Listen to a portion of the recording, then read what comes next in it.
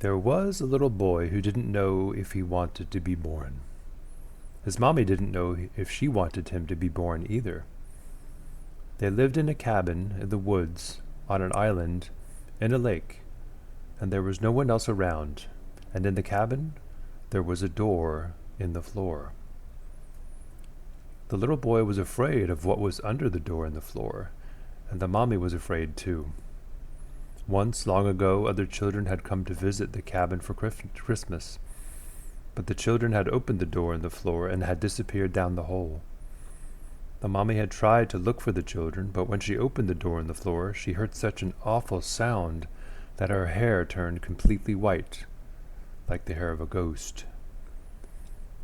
And the mommy had also seen some things so horrible you can't imagine them. And so the mommy wondered if she wanted to have a little boy, especially because of everything that might be under the door and the floor. And then she thought, why not? I'll just tell him not to open the door and the floor. Yet the little boy didn't know if he wanted to be born into a world where there was a door in the floor. But there were some beautiful things in the woods, on the island, and in the lake. Why not take a chance, he thought. And so the little boy was born, and he was happy. And his mommy was happy again too. Although she told the boy at least once every day, don't ever, not ever, never, never, never open the door in the floor. But of course, he was only a little boy. If you were that little boy, wouldn't you want to open the door in the floor?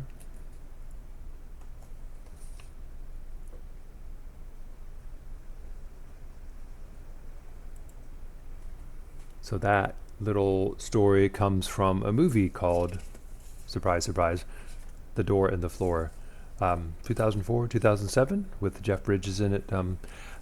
Not a particularly good movie as far as I'm concerned, but that story is pretty ominous. It's from a children's book that was featured in the movie. And so this week we are talking about hell and the hexagram. What does that have to do with the door in the floor?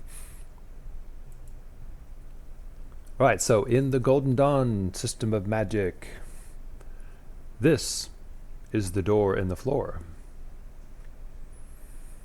Okay, and you can see that it's almost like there's a magical stamp pressed down on the floor there, and there are some writhing serpents or scary forces down below. Okay, so this is taken from the floor of the vault of the Adepti. This is not something that an outer order student of the Golden Dawn would see. This is more for very experienced practitioners of magic. They had this vault constructed. It has 7 sides, and the floor of the vault looked like this.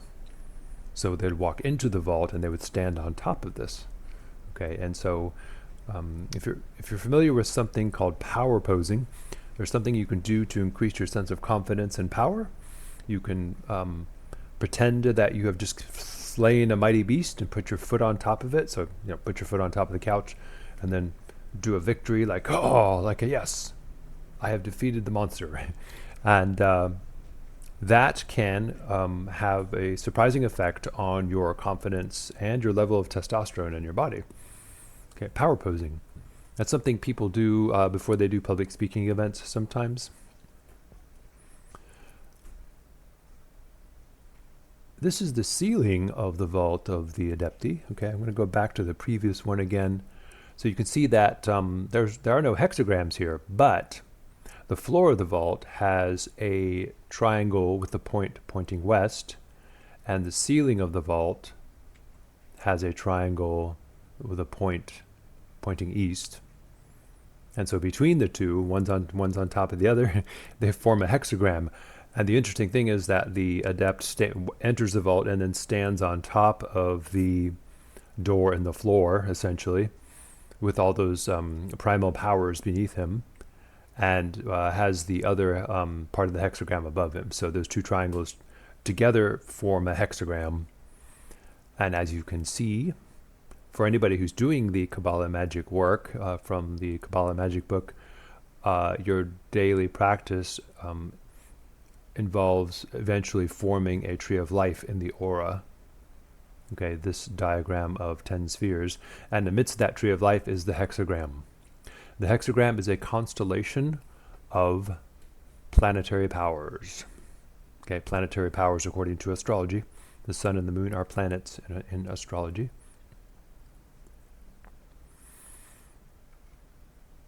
And so, what's under the door and the floor?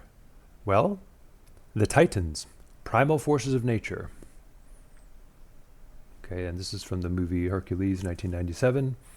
And you can't really see it here, but not the planetary, the Titans are monstrous and gigantic. And there's a little tiny figure in the center, and that is Zeus, the king of the gods. The king of the Olympian gods is the little tiny figure, seemingly now at the whim of these monstrous, powerful forces. Okay, and if you know anything about Greek mythology, you'll know that the Olympian gods, led by Zeus, overthrew the Titans and cast them down into Tartarus. Most of them, anyway. And there in Tartarus, they are locked away. Tartarus being the ancient Greek word for hell, essentially. And those forces are immortal. They can't be killed, but they can be bound for all eternity, or for a very long time, at least, and held down there. Okay, and as you might guess, they are something that's being held down like that would be seething with rage and power. And sort of the idea here is that once the Olympian gods came along, they represent the craftiness and the intelligence of the human-like intelligence that comes along and controls, represses, and harnesses the primal powers of nature. Okay, this is probably more accurately, this represents the ability of each human being to repress his or her own animal nature, keep it under control, but also the ability to harness it and use its energy constructively, supposedly. But there is a problem with that scheme. Okay. And if you have studied Greek mythology, or at least enjoyed the stories or seen some of the movies, you will notice very quickly that the Greek gods are not necessarily very nice. In fact, they are filled with all kinds of unruly passions, and they're jealous of each other, they get angry, and they act irrationally. And yet at the same time, they are supposed to be models of virtue to aspire to, okay? And the Greeks had this down pretty well, because apparently as the human universe formed, so first there were the primal forces of nature and there were no humans, all right? Then eventually humans came into existence, and then we were hunter-gatherers for a very long time, okay? And we had shamans in each tribe. Each tribe tended to naturally develop a shaman, and of course a leader, probably like a tribal chieftain or something like that. And the shaman would tend to commune with nature spirits and things like that. Shamans still tend to form today, but they usually become schizophrenics. So it's not really a natural development that serves us very, very well anymore. If somebody starts to develop shamanic ability, nowadays we enter a path of magic voluntarily. Okay. In any case, eventually what happened is civilization came along, and you had leaders that were powerful enough to unite people within cities and city-states. Okay, but with so many people now living together in an agricultural community, the shamans were a bit of a problem. Okay, so the king of the city-state um, tended to kill all the shamans or banish them, okay, or give them special positions that were kind of marginal and not very important, kind of keep them away from the population. And in the place of shamans, he appointed priests. And the priests were not really, they didn't form naturally. Okay, so a shaman is something that tends to form naturally in a hunter-gatherer setup or framework. And if you live in a city-state, what happened eventually was that the people wanted their shamans, they wanted their spirituality, so the shaman was replaced by more of a political figure or a control figure, the priest. And then religion really came into existence then, and magic was really more about just moral control, behaving really well, serving your king, generating wealth for the people at the top. Okay, and so religion was kind of developed as a counterfeit form of magic. Okay, it doesn't mean it's not magical. Okay, but it was pretty much it replaced magic, sort of a counterfeit version of magic, so people would still be satisfied. But of course, magic was still practiced, and it went underground. All right. Now, in the process of creating the city-states,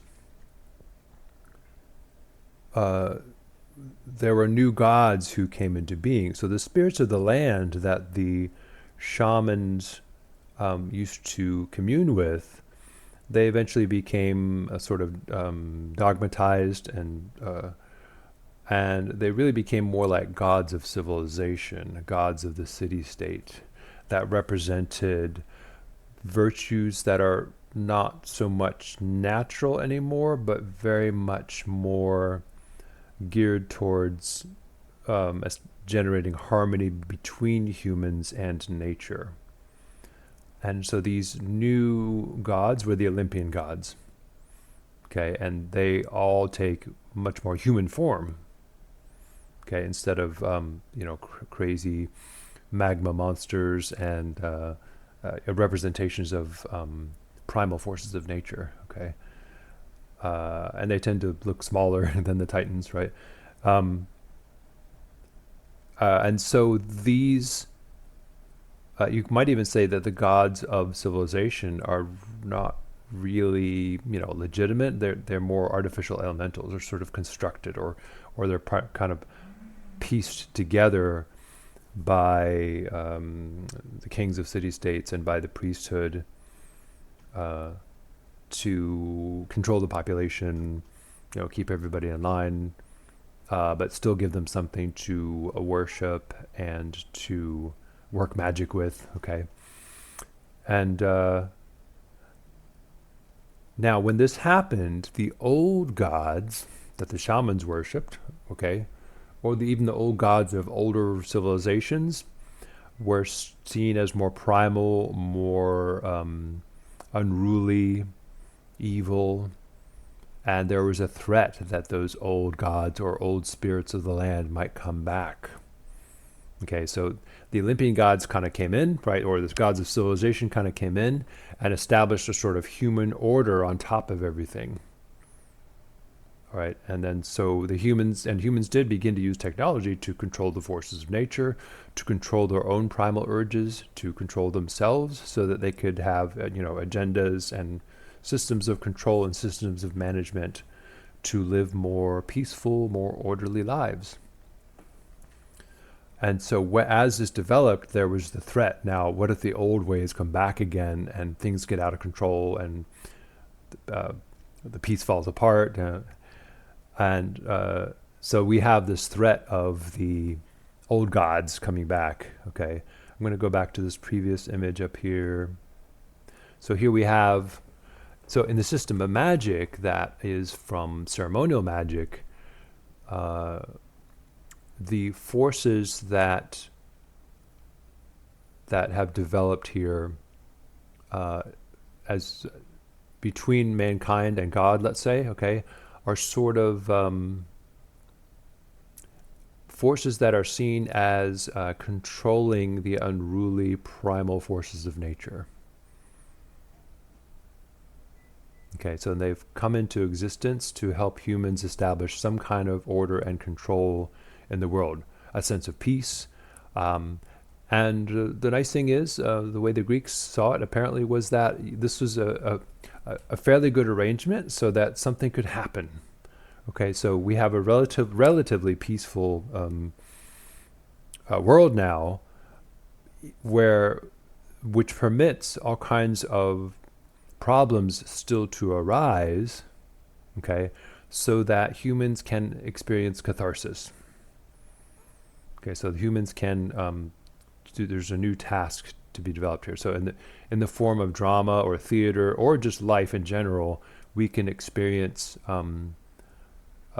the forces of nature in a more controlled way, and we can make sense of them. Okay, we can come to terms with them, and some kind of spiritual work can be can happen because of that. Okay, and the gods themselves are not really the highest divinity. They are simply the sort of see, the gods were born from the Titans.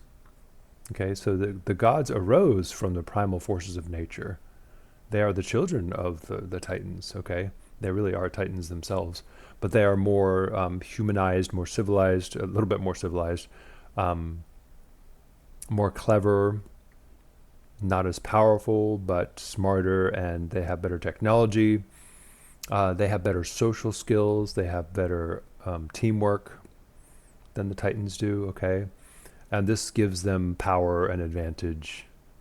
Okay, it's a civilized form of magic that they wield, the magic of civilization. And this is very much what ceremonial magic tends to embody. Okay, but the Olympian gods are still offspring of the primal forces, and those primal forces are the stuff that they are made of.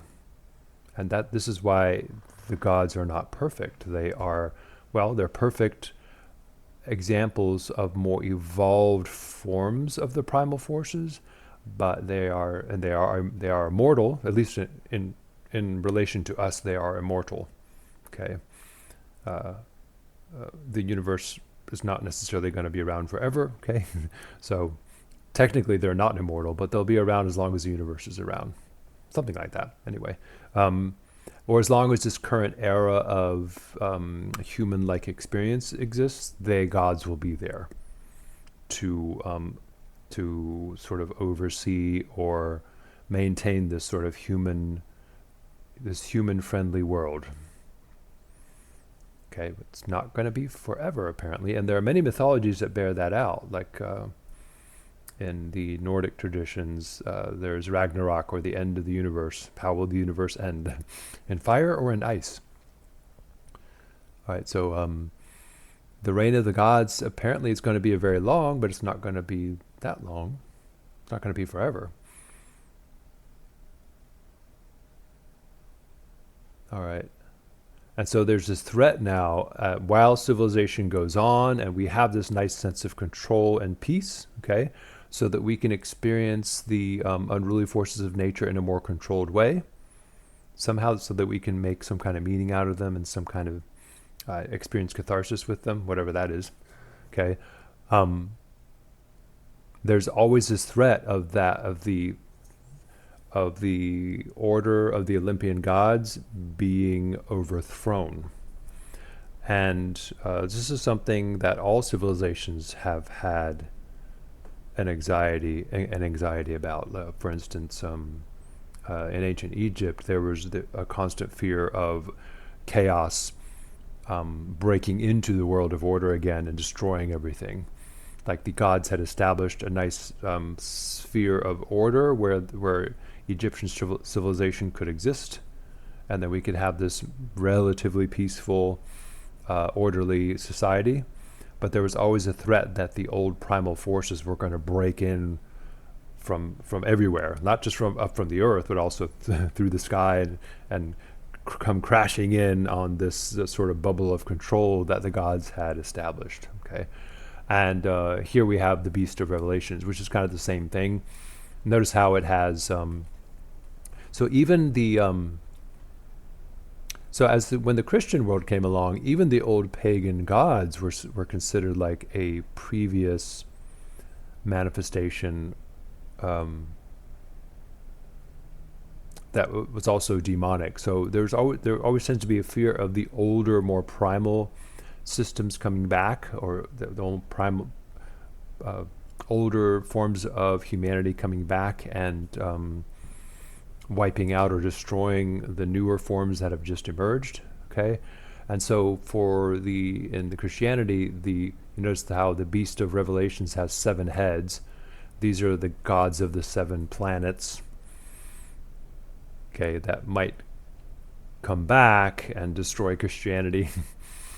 Okay, and of course the whore of Babylon rides on the beast's back, and the whore of Babylon is also known as the idolatress, the idolater. So in other words, he or she who would worship false gods.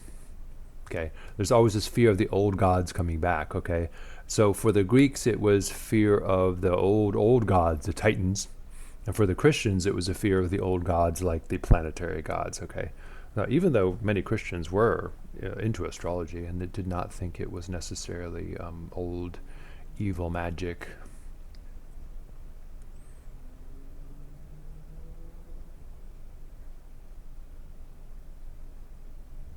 And so in order to develop a more human-friendly universe, the Olympian gods arose. And of course, in the system of astrology, there are really 7 major Olympian gods that control everything that happens on Earth.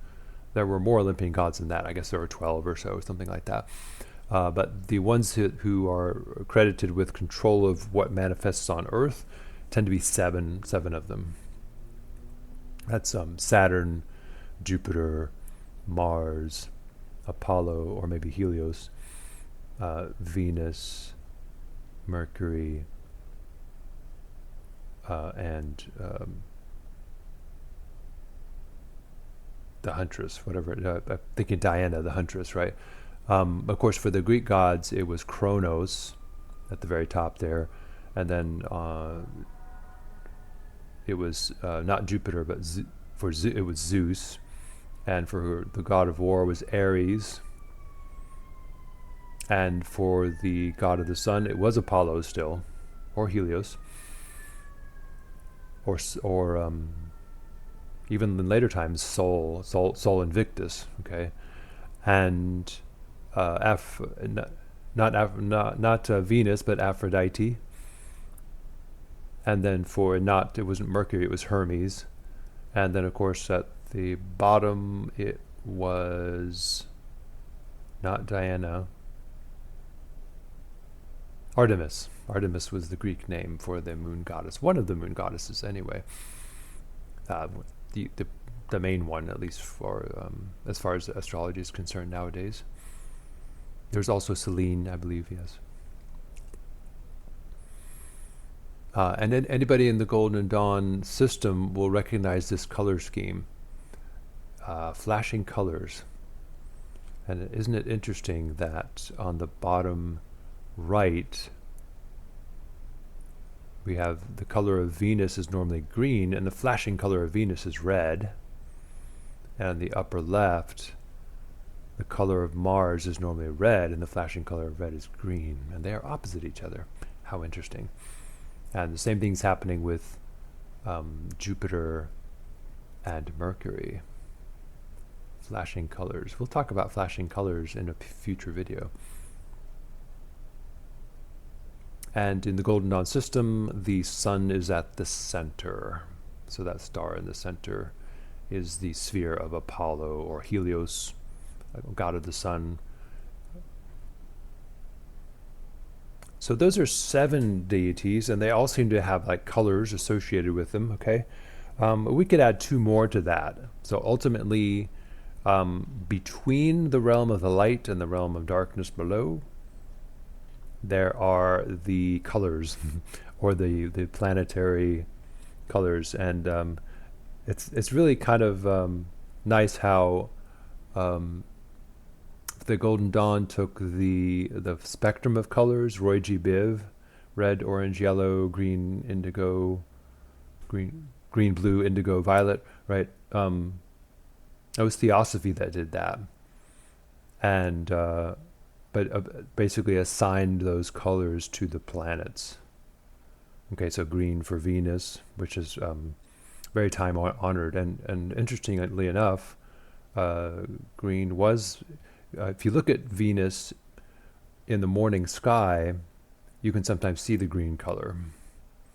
Okay, so and Mars is red for spilled blood on the battlefield. The god of war would be red. So these colors really tend to work pretty well. Okay, so like in between the light and the darkness, we have a full spectrum of colors. And of course, in the vault of the Adepti, up above on the ceiling, that's all brightly colored white. Hang on there. So, and the ceiling of the vault is light, and the floor of the vault is darkness. And in between, we have lots of different colors going on, but it's mainly Roy G. Biv, the rainbow spectrum of planetary colors.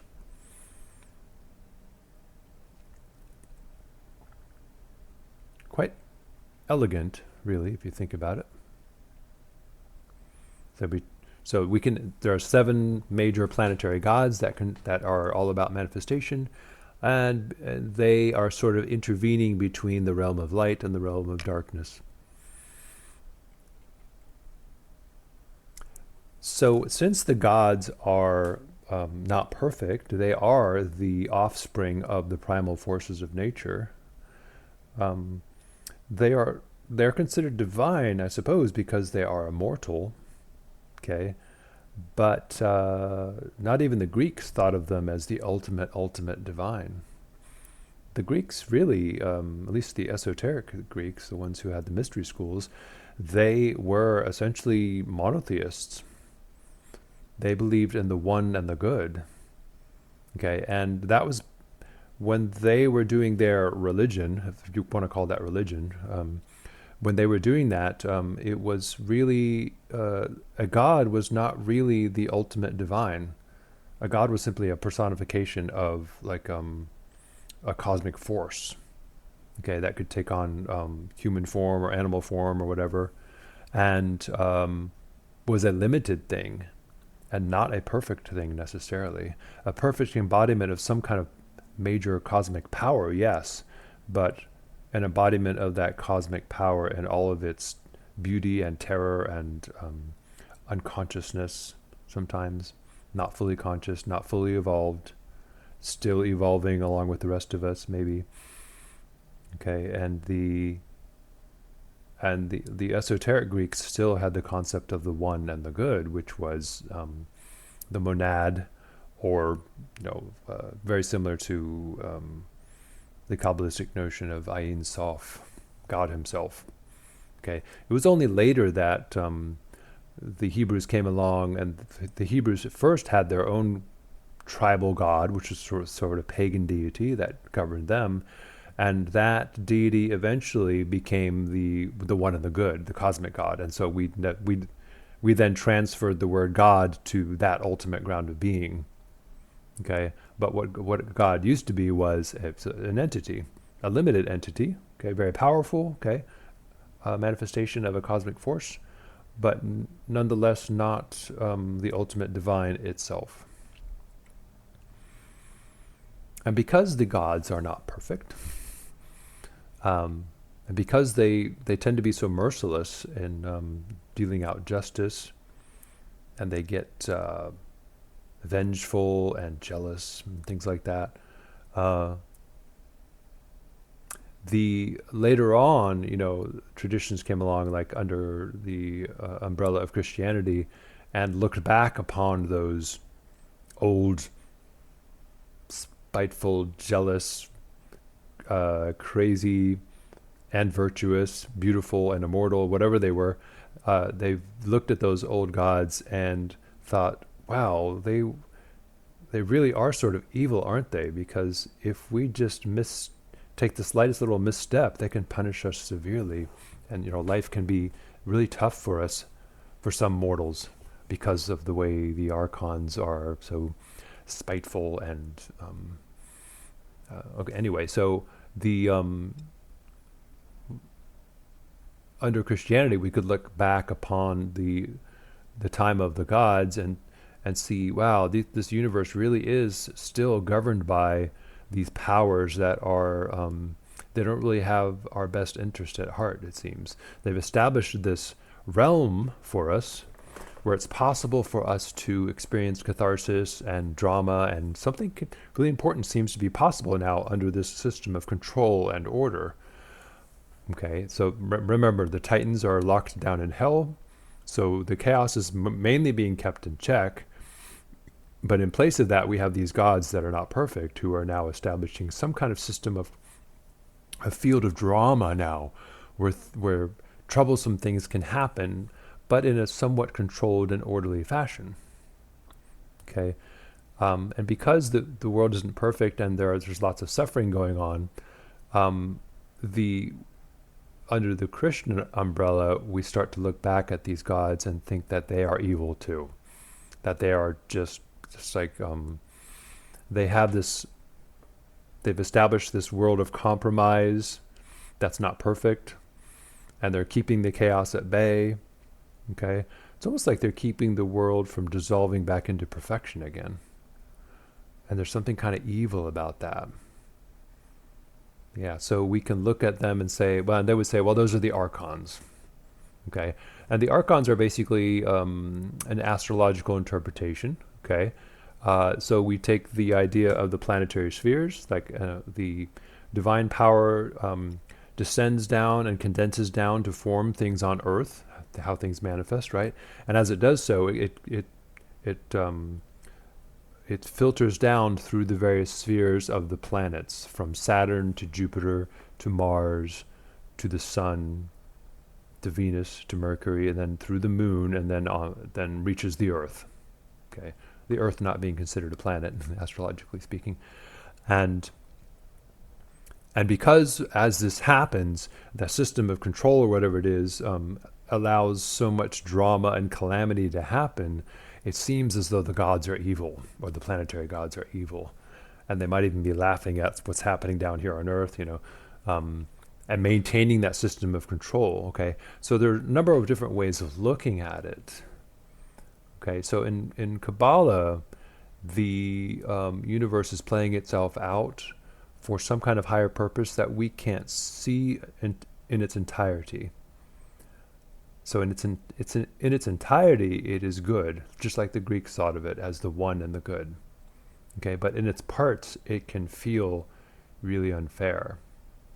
Okay, so if you don't want to look at it in terms of its entirety, and you just want to think of it in terms of poor me, I'm suffering, then you're going to look at the gods and say, oh, those are evil archons that are controlling the universe, and they are just laughing at us and causing suffering for us and laughing at our expense, and sending us misfortune, and then maybe even gambling with each other to see, oh, what will he do now if I torture him this way?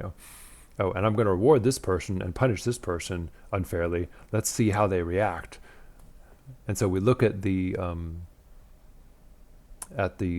apparent powers that are running the universe, and we can accuse them of being evil and refer to them as archons.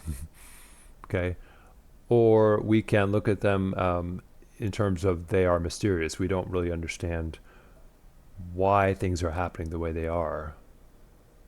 Okay, and in a bigger scheme, in a Kabbalistic scheme, there is a one true good purpose behind it all, apparently.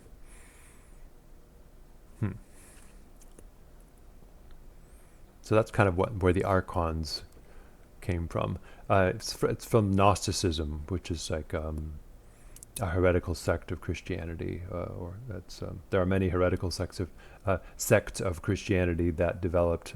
Many of them are considered to be Gnostic, and the Gnostics are mainly known for a very dualistic version of the universe where the universe was seen as an evil enclosure where suffering is allowed to happen, and that evil enclosure is controlled by the archons. I'm oversimplifying things, of course. There are many forms of Gnosticism, and not all of them were like that. All right, so what's down in hell? In other words, in order to establish this universe, the gods, or the archons, have thrown the primordial forces of the universe, or the older gods, they have thrown them all down into jail. Okay. And for the Greeks, down in hell in Tartarus, there was Typhon. Okay. And in the Golden Dawn, Typhon is mentioned. And if you do the banishing ritual of the hexagram, you do the LVX signs, and V is the sign of Typhon and Apophis. And Typhon and Apophis, that's a very interesting creature because it is a monster that Typhon was imprisoned in Tartarus by Zeus himself.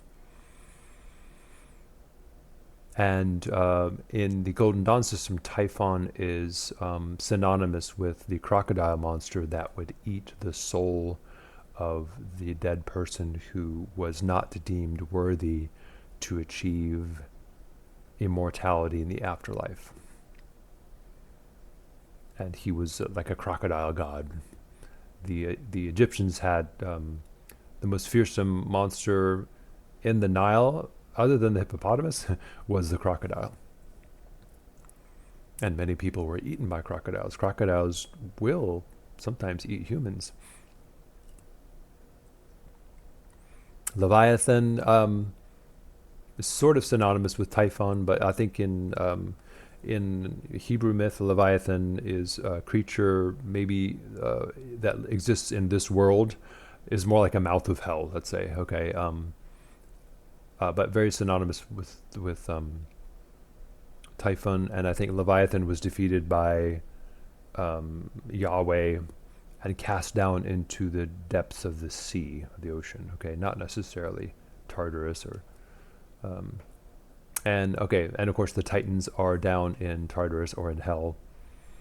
Okay, and we could say that the heat of hell or the fires or the seethingness of hell is because the Titans are angry down there, and they're being they're immortal, but they've been chained down and they can't move, and that seething rage is what causes hell to be like such a fiery place.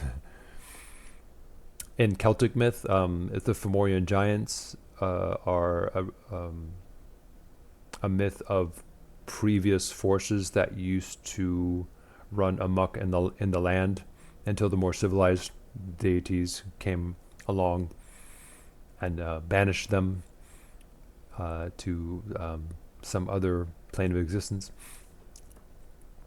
And of course, for any monotheistic religions or supposedly monotheistic religions, all the old pagan gods were considered sort of locked away in hell now, and especially for the Hebrew religion, older pagan gods that the Hebrews used to worship were all turned into demons, which were considered somehow infernal. Not necessarily in hell, because hell came around later, but they were also considered evil, and they existed, I think, in the air, in the air between the lunar sphere and the Earth. Okay, there wasn't a hell really yet until the Hebrews had the concepts of Sheol, which was very similar to Hades, where people supposedly went when they died. They just turned into sort of shadowy, reflections of what they were in life. It wasn't really a place of suffering. But the Greeks also had the idea of Tartarus, where if you were really bad, okay, you were then chained down for all eternity and punished there. Okay, and so the idea of hell as a place of punishment, it came around later, and it became, much more strongly pronounced, of course, with Christianity, with the idea of it being eternal, being tortured forever and ever and ever. And of course, in the Christian myth, instead of banishing titans or old gods, it's now the fallen angels, the angels who dared to descend and mate with earthly women. They are thrown, cast down into hell, and then have boulders piled on top of them, and they're also chained with adamant chains, things like that. And of course, eventually, anybody in the city-state, if they wanted control, they could always threaten to have people damned to hell. And so religion, pretty much as an arm of the city-state, began to threaten people with eternal punishment. And you couldn't even escape by killing yourself, because they would say, well, if you kill yourself, then that's a mortal sin, and you will be damned for all eternity. So you couldn't even escape from the king's control by killing yourself, because that would supposedly damn you to hell.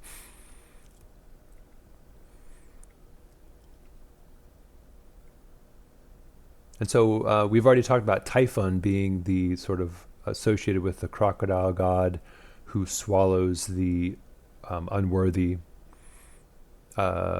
soul of the dead person, who basically doesn't pass the test in the judgment hall of Osiris. And pretty much for the ancient Egyptians, that meant you were destroyed utterly, like you would just simply cease to exist.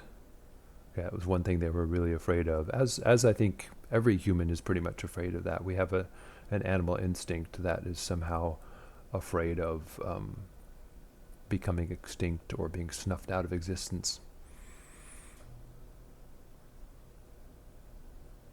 And Apophis was similar to Typhon, but I think it was actually a serpent-like being, more like a leviathan. Okay, and all these things were sort of swallowing creatures of annihilation. Okay, and then of course the devil became associated with that too, because the mouth of hell would swallow you up.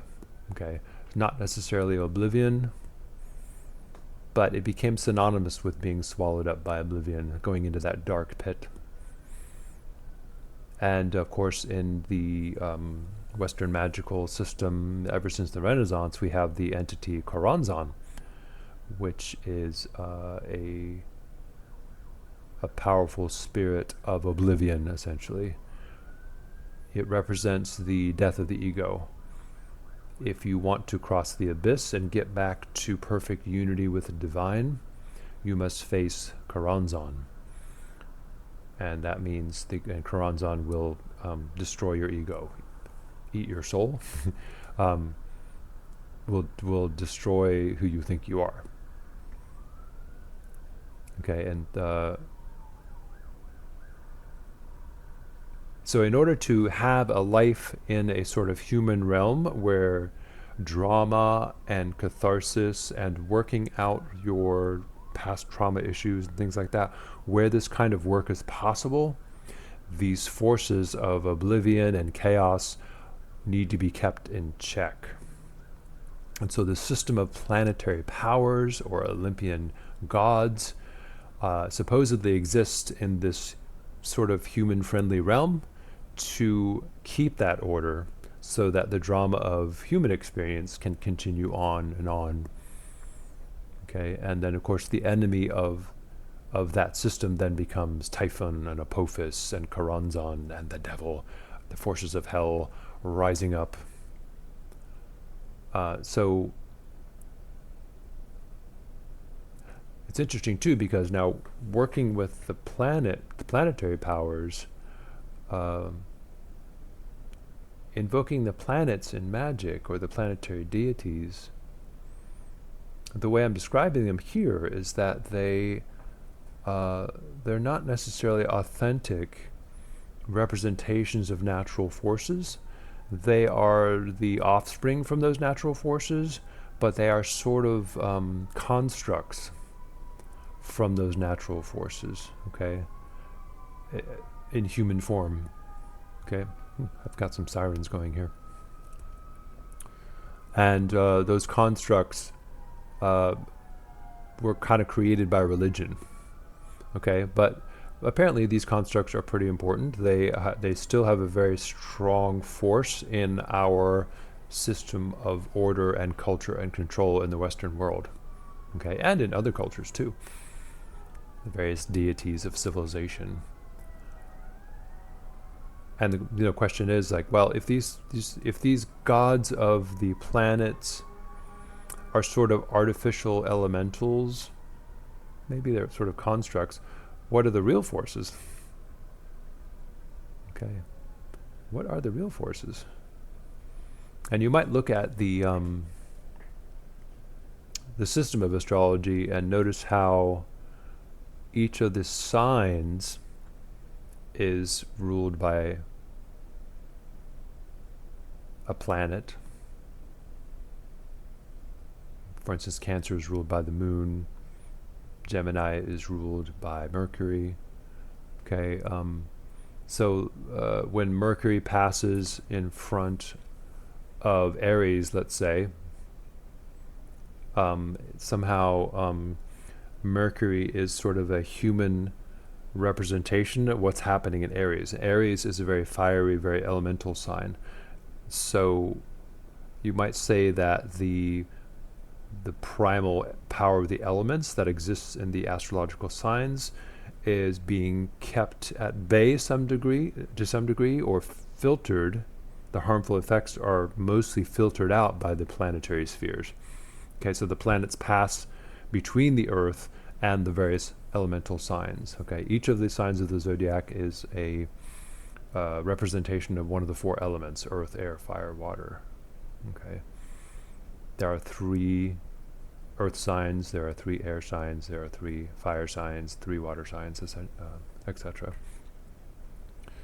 And so you could see that the spheres of the planets are sort of like filtering devices that help to maintain a more safe realm for humans to experience the chaos of the universe, but in a controlled, orderly, relatively peaceful world where they can now use drama and storytelling and philosophy to make sense of these things for some kind of divine purpose. What's going on exactly? It's like, this is kind of what we're figuring out as we do magic and philosophy and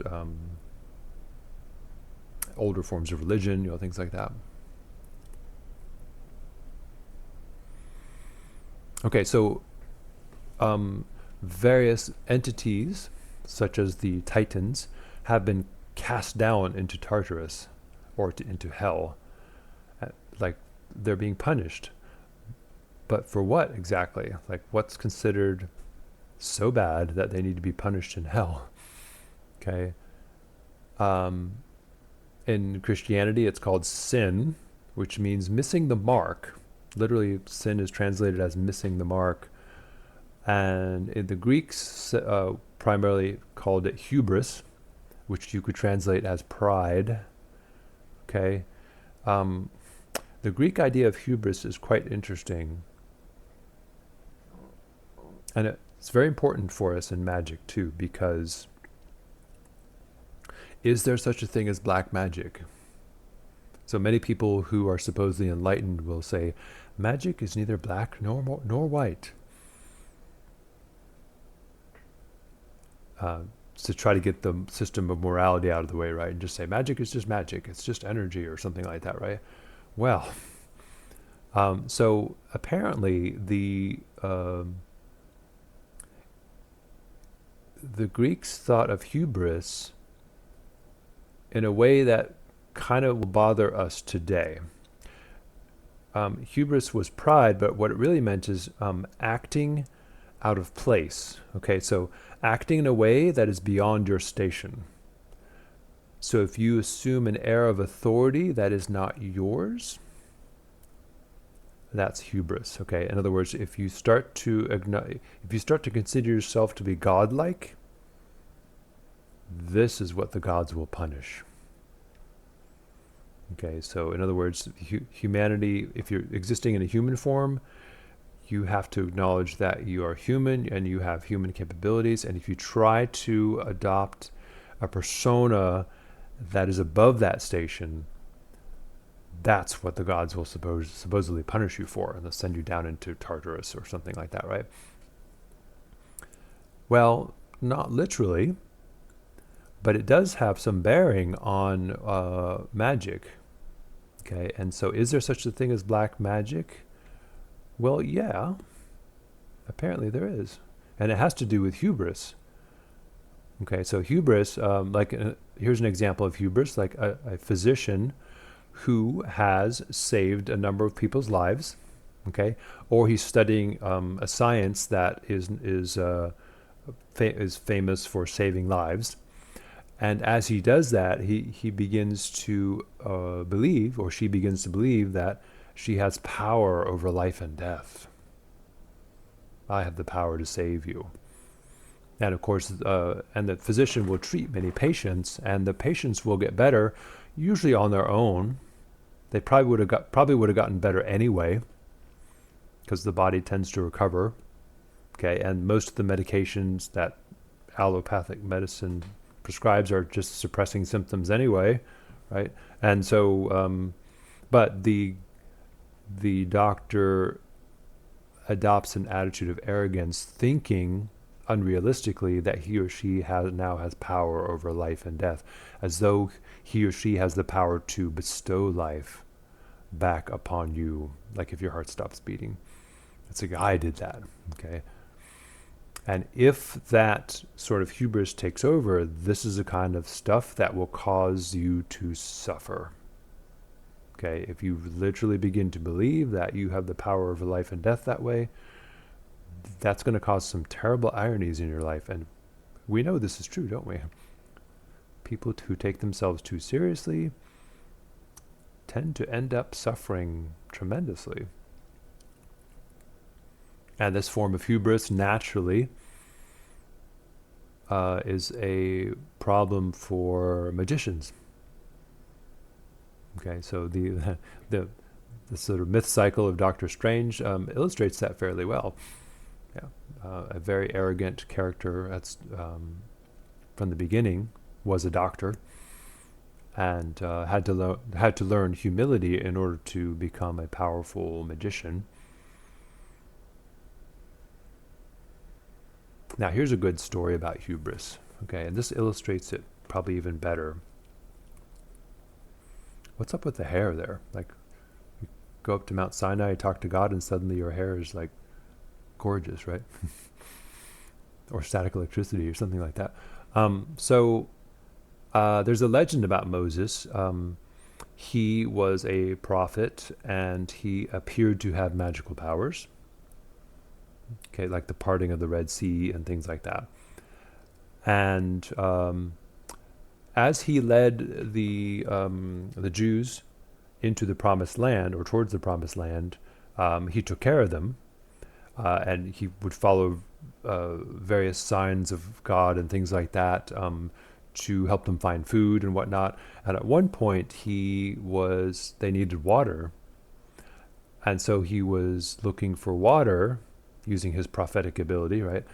And he became aware, apparently, that there was a spring somewhere, right? And so he wanted to reveal the spring to the people so they could drink. And God, in his mind, told him to point to where the spring was so that they could get water. But he, in his arrogance, he wanted to make it seem like he was using magic to cause water to flow from the earth. And so he struck a rock with his staff, and the rock rolls out of the way and the water starts coming out. And everybody's like, oh, he caused water to gush from the earth with his magical power. Now, God didn't like that. He punished him for it. At least according to the myth, right? So he was not allowed to enter the Promised Land. He had to stay behind. Okay. Now, is that really a punishment? Okay. See, the problem was that he had lost, in that moment, he had lost sight of the fact that he was not God. He took it upon himself to become God for a moment and use the miraculous power and make it look like he was the one causing the water to rush out of the earth. Okay? So when magicians do things like that, that's what we call ego inflation, and that does cause them to suffer. And the more they do that, the more they miss the mark.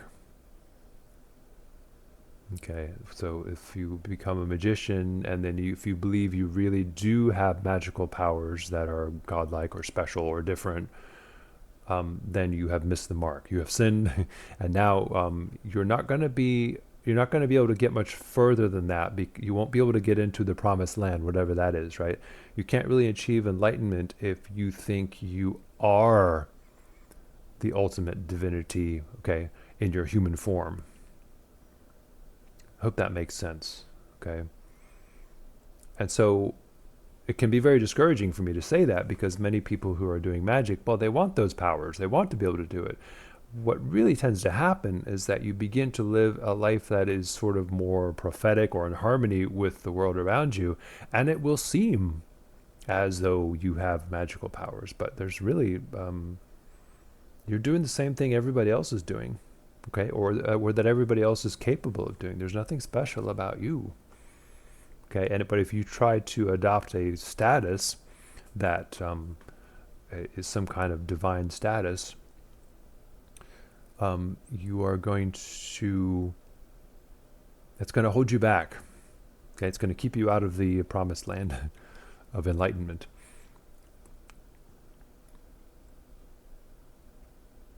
So yes, in that sense, black magic really is possible. Okay, and so one of the easiest ways to fall into the trap of black magic is to go after very specific results in order to think literally. Okay, so when you make a goal for magic, you visualize a specific outcome, and it has to take that form. Okay, this is you adopting a sort of magician status that is beyond human, which you are unworthy of.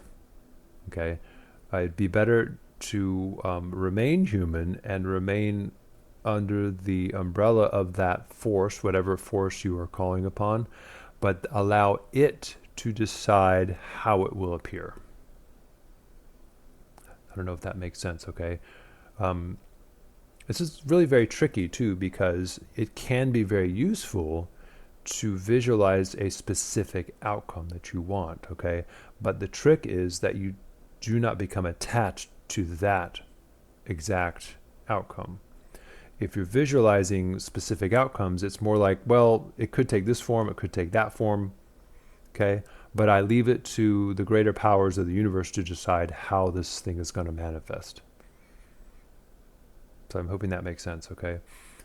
If you think you really do have the power to cause something to appear exactly the way that you want it, then you are engaging in black magic. Not only is it not going to work, it's going to keep you from living in harmony with those higher powers or bigger powers who are actually in control of everything. This is difficult to describe, as you can tell. But you might say that having a specific outcome in mind is a sort of small-mindedness of the magician. Okay, so if I want to experience wealth, that's fine. So I can start exploring the theme of wealth, and then all the karmic forces in my life that have to do with wealth will start to unpack themselves. Okay, that's the most I can hope for. Okay. Now, experiencing the theme of wealth, that can take all kinds of forms. Okay, it's not necessary. And so if you think it's going to turn into cash or something like that, this is where the small-mindedness comes into play. So you're adopting a status for yourself that is above your station when you do that. And then, of course, supposedly the gods will punish you then. The interesting thing is that your life can become a sort of hell when you do that, when you lust for specific results. Okay. I gave an example of that there was a great movie called American Gigolo with Richard Gere, and he plays a gigolo naturally. And he's very talented. He is Richard Gere after all, and he goes to take care of a client, and this is a client situation where the husband wants to watch his wife having sex with the gigolo. Okay, he's being paid to do this, right? So the wife is not really cool with this. She doesn't really want to go through with it. Okay, but he's been paid, and the husband is sitting back and watching, and then they begin making out, and he's quite talented, and the wife does start to really get into it, and something starts to unfold and develop naturally. A really natural passion begins to start to happen. Oh, it's like, oh, we're really going to have a really hot sex scene going on here, right? And then suddenly the husband interrupts and says, no, first you have to take off her blouse, then you have to take off her belt, then you have to take off the brassiere. In that order, it has to happen like this. And then they both look at him like, dude, you just ruined everything. So it totally kills the mood, kills everything, and then wrecks the whole production, right? That's the black magician at work, thinking everything needs to happen to my specifications, this way, to please me in this specific way. Okay, so that is the kind of approach to life management and magic that causes the gods to punish you, or causes some serious irony to start happening in your life. Okay, and karmic repercussions. Which brings me to the concept of the Holy Guardian Angel. Okay, so in the Golden Dawn system, students, supposedly the goal is to achieve contact with your Holy Guardian Angel. Okay, and I've had a number of consultations where I kind of give the scary version of the angel. So many people like to think of the Holy Guardian Angel as a being of light who comes down from heaven and consoles you and guides you and rescues you and fights for you. Well, there's another image of the angel that might be closer to the mark, and this one is not very pleasing. It can be quite unsettling, actually.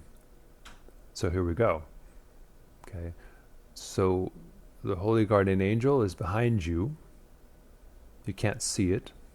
Okay, I'm only speaking figuratively. It's not literally behind you. Okay, so you can't see it. It's like it's behind you, and it is holding you down into manifestation.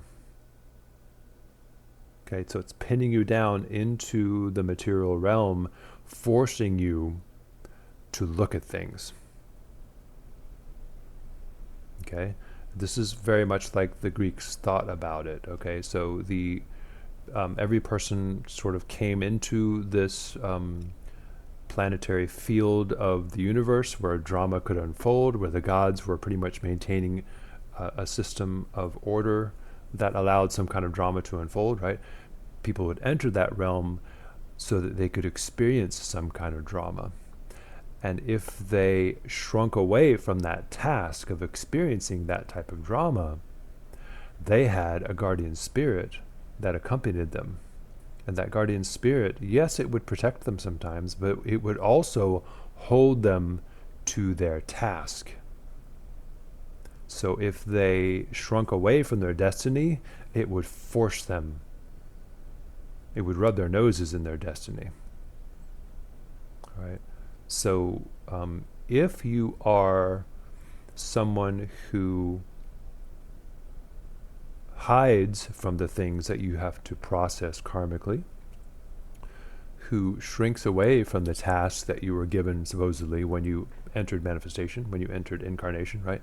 If you shrink away from your destiny and you're not brave enough to face it, the Holy Guardian Angel will grab you from behind and push you into it and pin you down and make you experience it. And it's kind of like it's grabbing you from behind saying, look at this drama. And you're saying, no, I don't want to see it, I don't want to do it. And it's like, look at it. And the more you resist that, the more you suffer. And so that experience of being pinned down or held down and sort of made to complete your task, it's kind of like being held down in hell or in Tartarus. Okay? And so the more you resist that sort of divine plan or whatever it is, the more you suffer, and the more hell-like your life can become. Okay, and so if you think about it, so the magician enters the vault of the Adepti, okay, and you got that floor which represents these evil dark forces that are sort of kept in check, right? And we've got the divine light coming down from above through that other triangle. And the task then is to process all these raw forces and to make sense out of them and help the universe complete its plan, whatever that is. Okay, so apparently God's making meaning out of himself or something like that, right? And you are part of that. If you shrink from that task, then you're going to be shoved down into it even harder. Okay, so you're going to be pushed down into the floor of that temple to see that serpent power face to face in all of its ugliness. Okay, if you willingly take on the task, then the angel will back off and everything becomes easier. Okay, everything becomes sort of effortless even. It could even get that good. Okay, but it won't be all roses. Okay, there's still a task, there's some work, some kind of work that is to be done. Okay, and so looking at the Holy Guardian Angel this way can be quite frightening. And you might see examples of people around you who have a very hard life. Why is it so hard? Notice how they resist everything that's coming up to saying, look at me, look at me, look at me, and they don't want to see it. Nope. That's not how it's supposed to be. This is not how it's supposed to be, right? And the more they do that, the more the angel says, look, process, make meaning out of this, live a meaningful life, stop running away from things. Okay, so the more you are willing to adopt this apparent task, okay, the more the angel will let up on you and actually will start to protect you and guide you in really helpful ways. Okay, there seems to be some kind of truth to that. This is not literally true, okay? But seeing it that way, then you can begin to see what this entity is, this sort of holy guardian angel, okay? Or this, as the Greeks would call it, the daimon, the guardian spirit that will make sure you complete your task. Okay, one final thing. The H.P. Lovecraft is known for inventing the genre of cosmic horror. So we move into modern times where modern technology really is now harnessing the forces of nature and keeping nature somewhat in control, right? This is more of the same. It's more of that same of the sort of Olympian powers showing up in our arts and sciences and our ability to change the course of rivers and things like that, right? But the more we do that, the more supposedly there's a fear of all of that technological control not being enough. And of course, ultimately, it isn't enough. Eventually, the second law of thermodynamics is going to kick in, and the universe is still going to go through a chaotic heat death. Humans will not be here forever in this form. This cannot last. And eventually the forces of chaos will overwhelm everything and we'll be gone, at least in this form. And that fear of all this civilization's control, the fear of our repression no longer being strong enough to hold back the darkness, that erupts into cool forms of modern horror. And it's the fear of the old gods coming back, like the god Cthulhu, Okay, the old ones. And the cool thing about H.P. Lovecraft's mythology is that they're apparently, in some of the stories, we discover religions that are far older than any religion that we have any historical record of. And these older forms of religion are truly horrifying, where the the powers that existed before are formless and gelatinous, and just to look at them will cause you to go instantly insane. And H.P. Lovecraft is known for some pretty iconic statements. And you'll notice that second one is pretty much captures it. We live on a placid island of ignorance in the midst of black seas of infinity, and it was not meant that we should voyage far.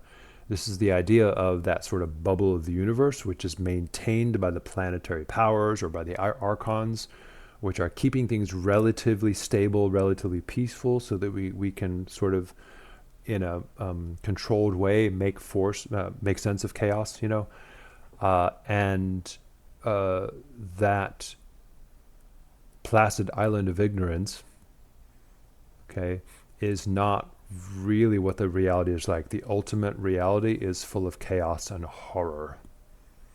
Okay, so the true nature of the universe and H.P. Lovecraft's existence is chaos and truly horrifying. And if we looked upon it, we would go insane.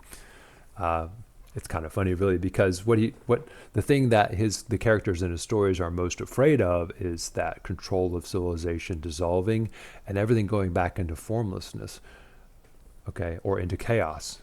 And the whole essence of that horror in cosmic horror is a confusion between the concepts of chaos and formlessness. When the Greeks used the word chaos many eons ago, they really meant formlessness, okay?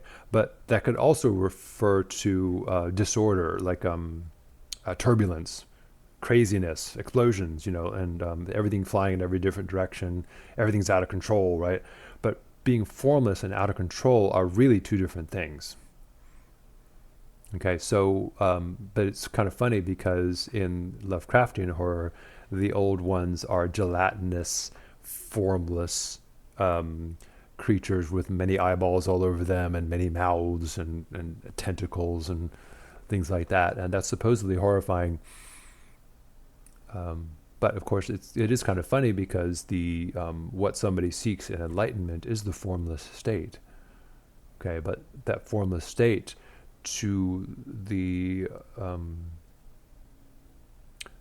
to the non-initiate, that formless state gets confused with craziness, with turbulence, and with being out of control. Okay, and so if you're not ready for the enlightenment experience, it seems like you are disintegrating and exploding or turning into slime. You're going to melt away. You're going to disintegrate, right? That's a misunderstanding.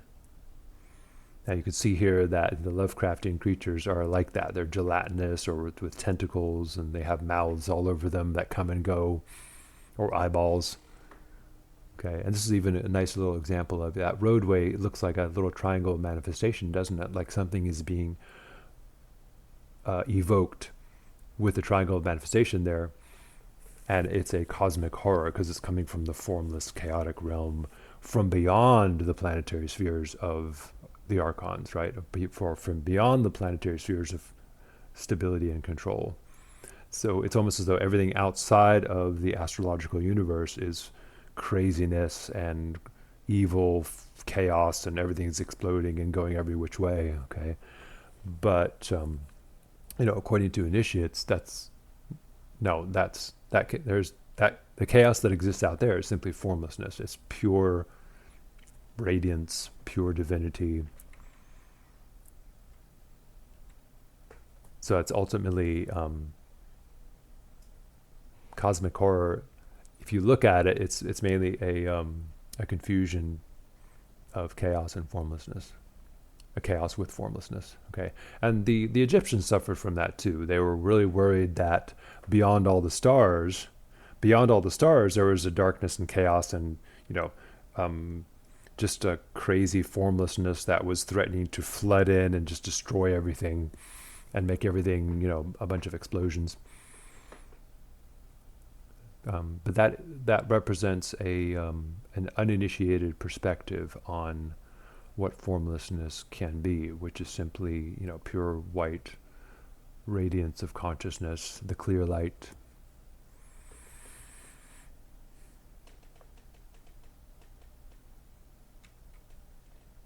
All right, so I hope that made sense.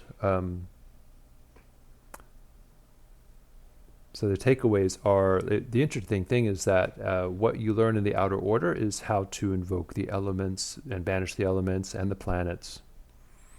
And yet, the planets and the elements are really part of what maintains this sort of human realm. Okay? And so the interesting thing is that the mystery is still there. Why is this realm of relative stability and relative order being maintained? What's it for? Okay, so this is what you begin to discover for yourself, and it begins to give you a purpose. Like, this is what I'm going to use magic to do. Okay, and these are things I've been talking about pretty much all throughout these videos. Like, what is the true purpose of this this material plane of existence? Okay, and it looks like the systems of magic have some interesting ways of explaining that. Okay, I'm kind of leaving it open here so that you explore in the outer order. You explore basically just the framework of the Olympian gods and the elements and this universe of relative stability. It's like you begin to notice, okay, it's here, so now what? You get it really firmly established for yourself that it's a framework that you can now play with and operate in. But then, of course, the question arises, what am I going to do with this? And this is something that you discover when you go through, the grade system of the Golden Dawn, hopefully. Okay, and hopefully with the guidance of a teacher who has made some attainment. All right, so until next time. I know that was pretty deep, wasn't it? I think next time we'll talk about something pretty simple like timing, like the planetary days, planetary hours. I think we'll talk about that. All right, so until next time.